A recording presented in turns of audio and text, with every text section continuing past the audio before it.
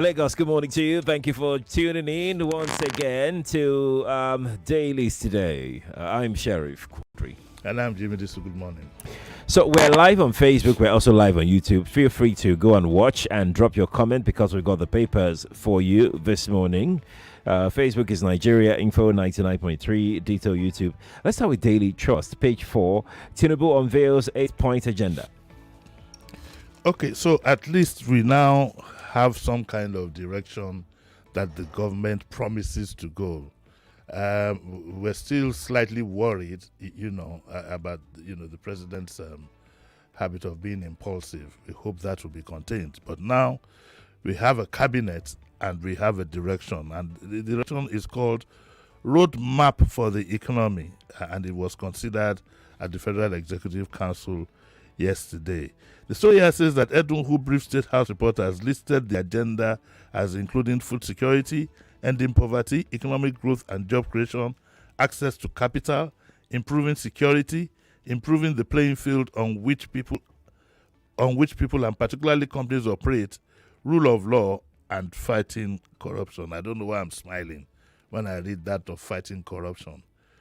Because we must be honest. Again, we have to tell ourselves the truth. Corruption has gone to the back burner, mainly for a lot of us, because you find so many people that have questions to answer.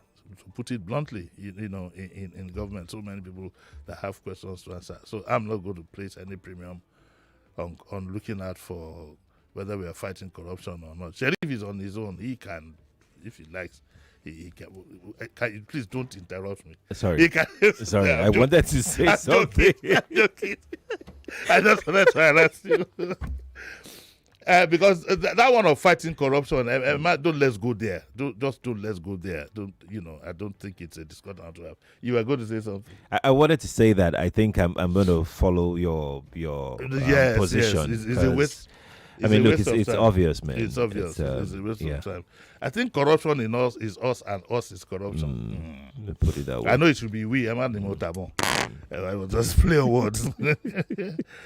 Edu also said that the president gave marching orders to the ministers to roll out policies and programs within weeks to turn around the economy. I thought you would have had a master plan, so it would just be for them to key into it. But that's what we got yesterday. And so he said that, the overriding conclusion is that we are not where we should be. And we also examined the president's 8-point agenda. That is the 8 priority areas for moving the economy forward and for delivering to Nigerians. And these are the 8-point agenda. Basically, food security, we don't have. Ending poverty, we seem to be, with this discussion ahead with him this morning, I don't think we are ending poverty. We are going in the wrong direction. We've used the wrong trafficator, or the Google Maps has gone. We want to go to Benin, but we are using Google Maps going to Republic to Benin. From what you said this morning about the cost of education and so on and so forth. Economic growth and job creation, access to capital, particularly consumer credit, inclusivity in all its dimensions, particularly as regards youth and women, improving security. That's another area. It's a bit of a touchy area. Let me make a quick diversion. The development that is going on in Niger, it's not going to be a playing field at all. With France insisting that Niger says take get your ambassador out, and France insisting on another man's land, saying we are not going anywhere. So you're going to get some hard tackles along the line. Heaven help us all. And it also talks about rule of law and, of course, fighting corruption. Okay, so now there is some indictment of the Buhari government here. As far as we are concerned, it is APC to APC. He said that the Tinubu administration, it's now become Tinubu administration, made a very bad economy with inflation at 24% and an unacceptable high rate of employment. Asked to describe the kind of economy the government met on ground, he said, per capita has fallen steadily, inflation is at 24%, unemployment is high, they are rebasing the way in which it is calculated. Let's stay where we are. So we don't rebase now. When we are stable, we can rebase so that we can follow the trend. And it says either way, anyway, it is high and youth unemployment. We made a very bad economy, and the promise of Mr. President is to make it better. What else? What else did he talk about? Asked how states would repay the 5 billion palliative loans since they were for consumption. They said clearly the federal government is not in a position to borrow at this time. Rather, the emphasis has to be on creating a stable macroeconomic environment, stable inflation, stable exchange rate, an environment within which people can come and invest and thereby increase, and so on and so forth. What kind of timeline can we give to see if we are now headed in the direction that Mr. Edun has? What kind of timeline? I think Ajuri was saying the other time that the ministers have been given about 3 years to meet the target set I'm for saying them. that to what we have now, the position we are in now, which is very dire. What kind of timeline can we give them to stabilize?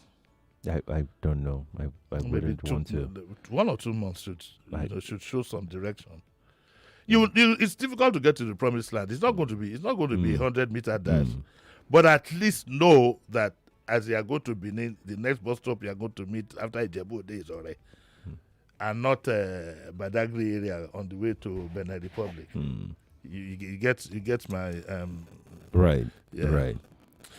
Anyway, so if you don't want to take up your time for half an hour reading details that don't. I know what you just want and what I want is clearly for us to be able to feed ourselves even within the minimum. It's gone beyond that. That is the part that bothers me. Back in the day when you spoke about poverty, people were still able to eat.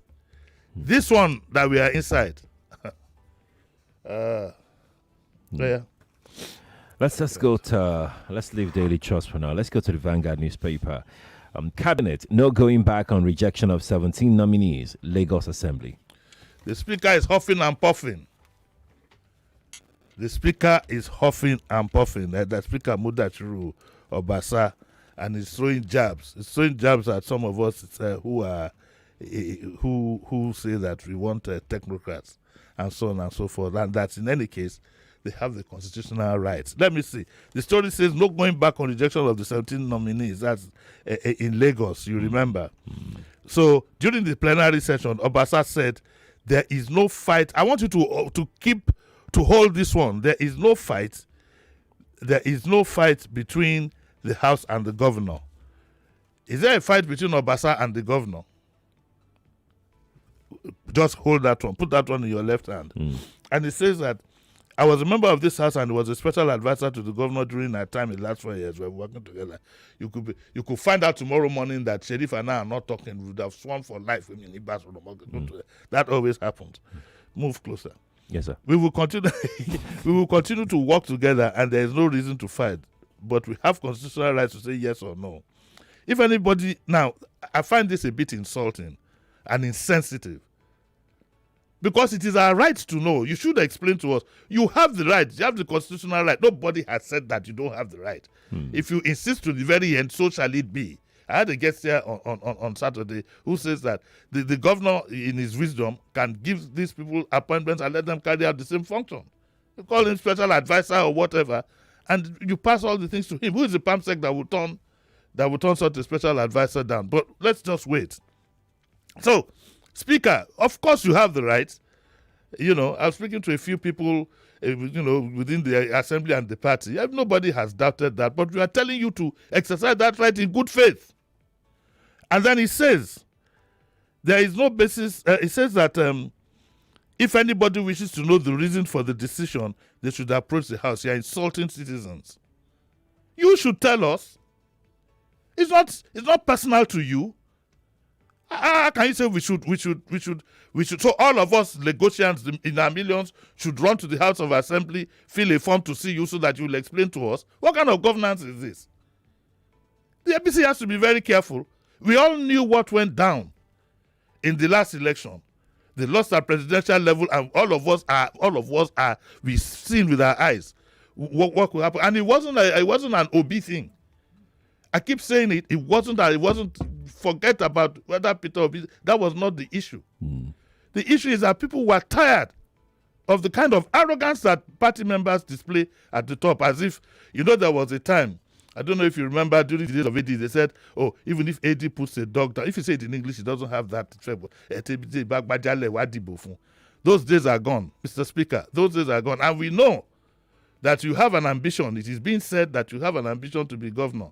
The voters will be waiting for you at that time. This is not the way to govern. Sorry, sir, this is not. But listen carefully. And it says that we will not be forced to spill our observations. Have you heard that? And we reserve the right to expose the report of the screening. I don't understand that sentence. What does it mean? And it says that, now look at this now. We are not going to be threatened by any civilian organization that wishes. Why are you being combative? Yeah, that's a word. Who are you fighting? The very people that put you there, you are there at our behest. Or so at least we would say, because we all know what went down. Where is this arrogance coming from? And it says that we've been together for the 4 years.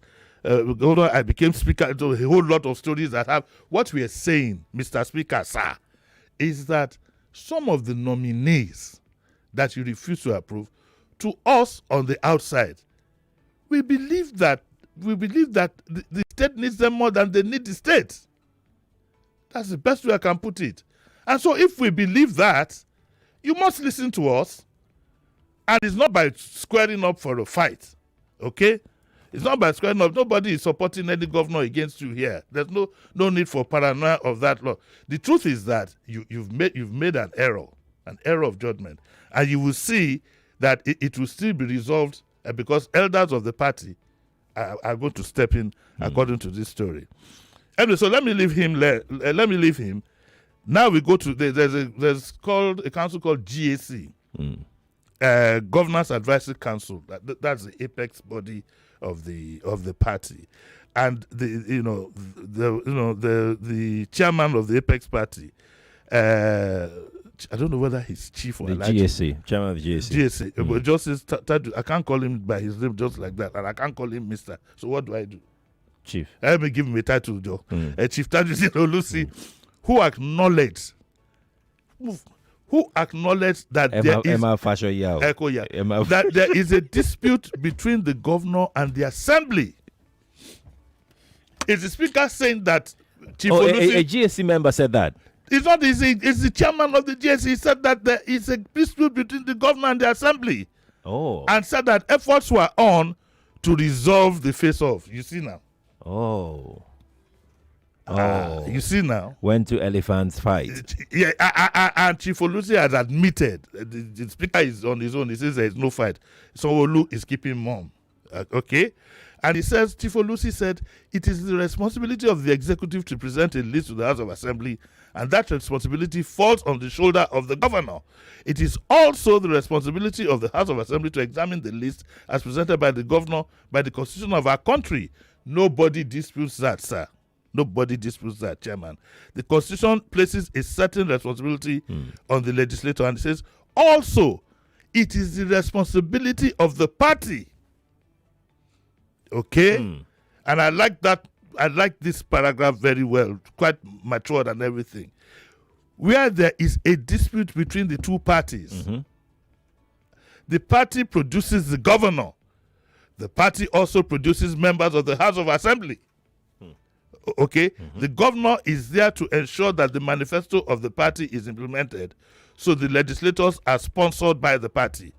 I can tell you that on this issue, the party is doing all that is necessary to resolve the conflict.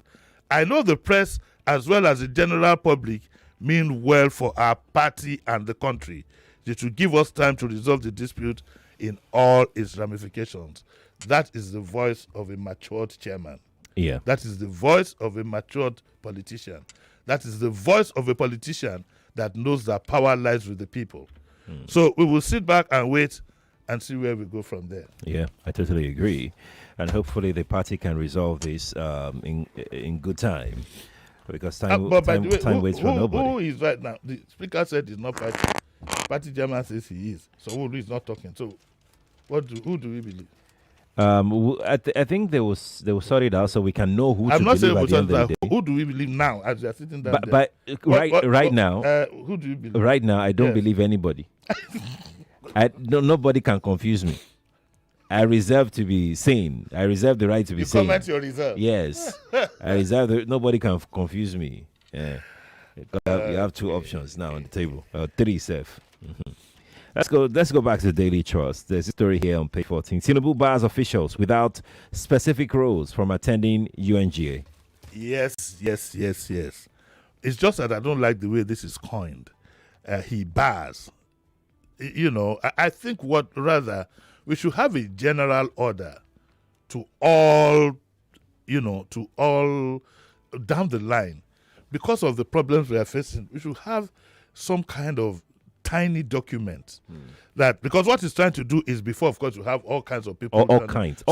He's trying to cut the costs. But there is a need for a general order on what kind of vehicle you should be using, how many aids you can use, what kind of language should you be speaking, should you be, because this is a new era.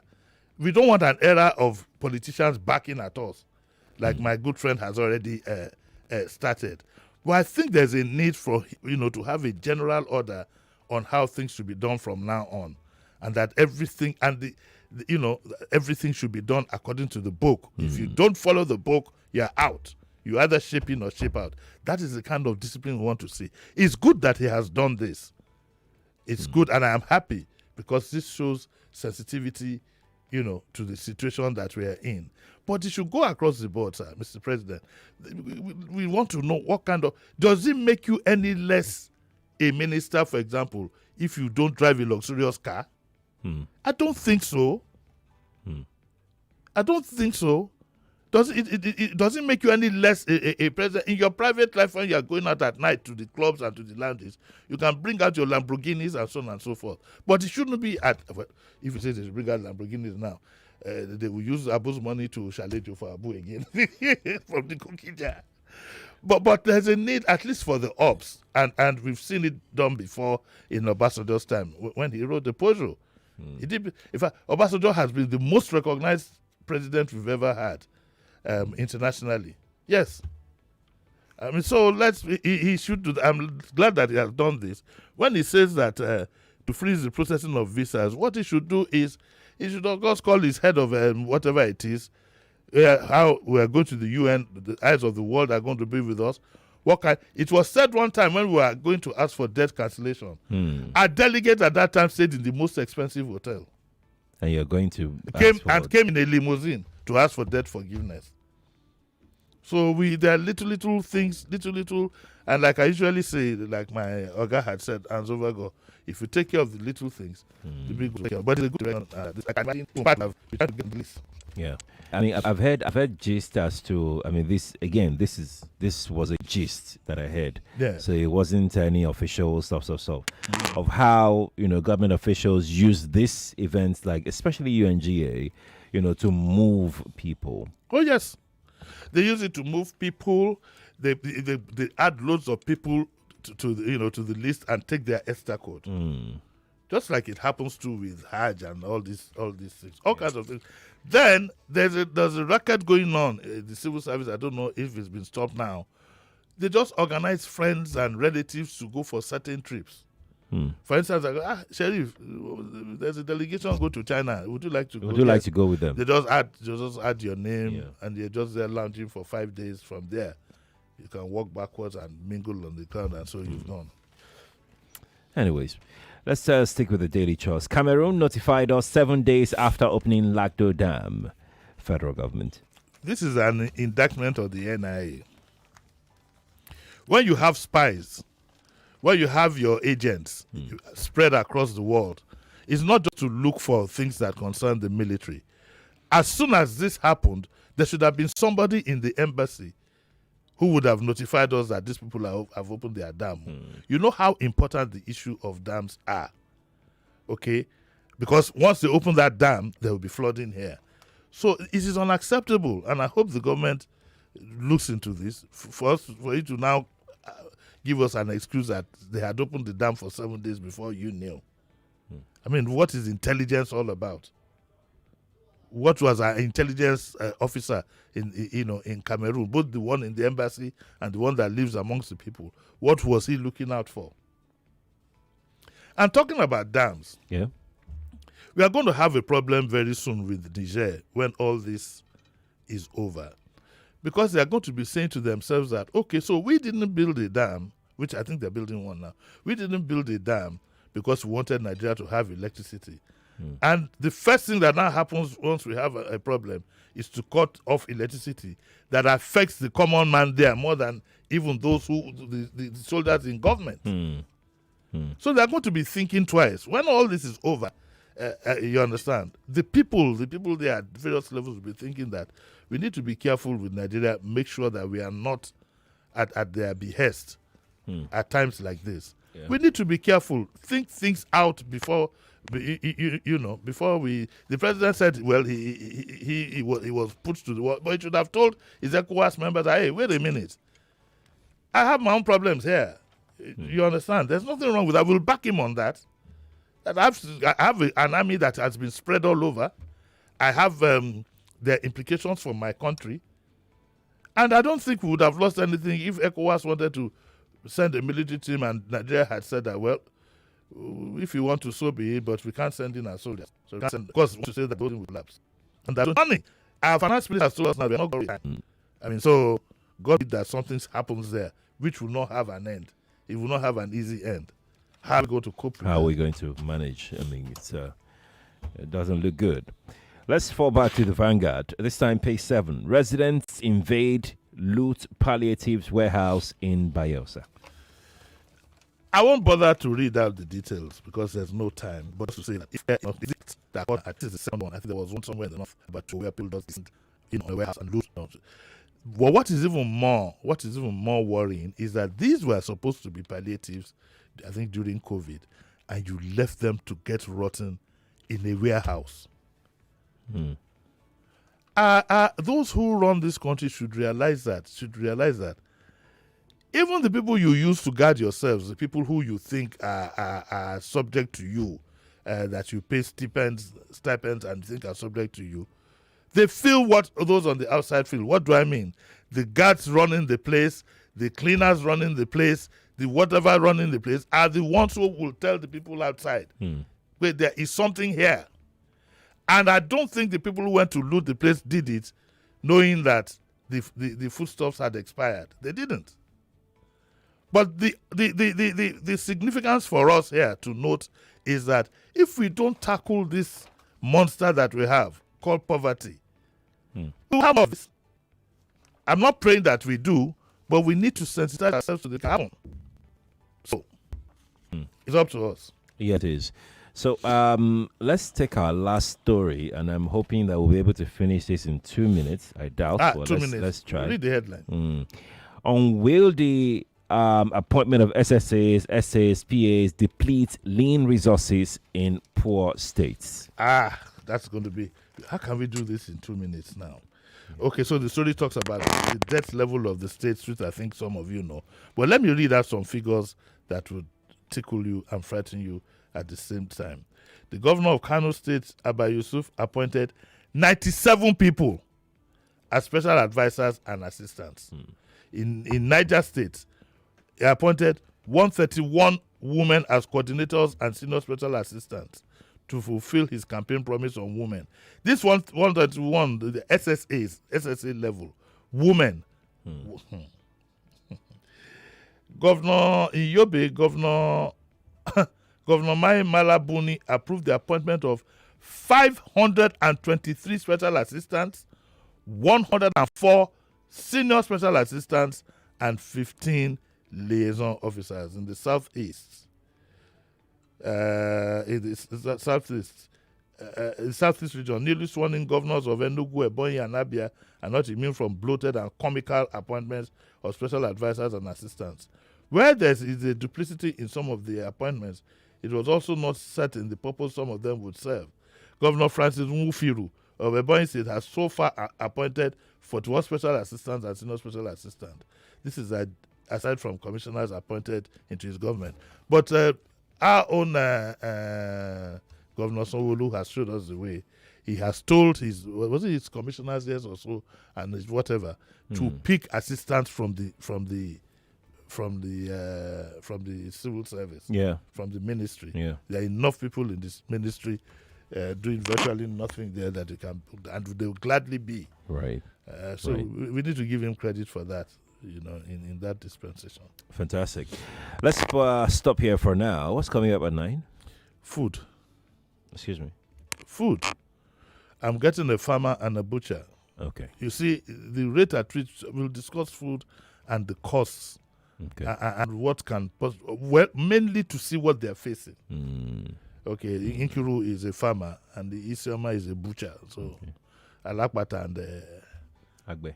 Agbe. I wanted to call him Ode. I forgot that Ode is hunter. Thank you so much for coming. That should be interesting. I'm looking forward to it. Yes. Lagos, we're going to take the news now. Thank you all for being a part of this. When we return from the news, I want to talk to you about the new model employed by the MBS in calculating the unemployed in Nigeria. Yep, that's next on the show. Please stay here with us. Don't go anywhere.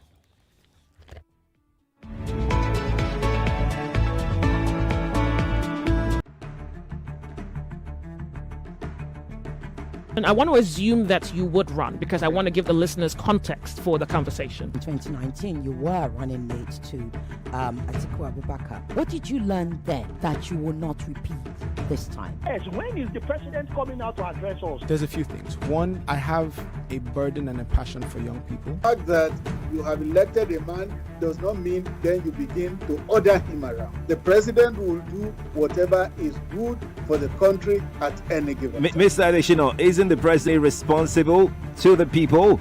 What should the next president do to root out stakeholders who are complicit? You fire those that need to be fired are fired.